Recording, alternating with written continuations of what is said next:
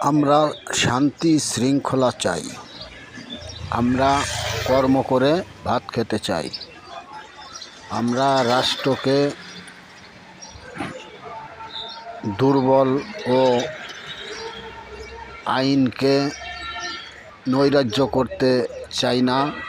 আর যদি কেউ রাষ্ট্রকে দুর্বল করতে চায়, আইনকে নৈরাজ্য করতে চায় বা দেশটিকে নৈরাজ্যে পরিণত করতে চায়, সেটা আমরা কখনো সমর্থন করি না আর করবও না। কারণ দেশে শান্তি শৃঙ্খলা ও দেশের উন্নয়ন করাটাই মূল লক্ষ্য। জনগণকে নিরাপত্তা দেওয়াটাই সরকারের মূল লক্ষ্য থাকবে। তাই মাননীয় প্রধানমন্ত্রী ও স্বরাষ্ট্রমন্ত্রীকে বলছি, আপনারা দেশটিকে সুশৃঙ্খলভাবে পরিচালনা করেন, সেটাই দেশের মঙ্গল হবে ও দেশের জনগণ ভালো থাকবে ইনশাআল্লাহ।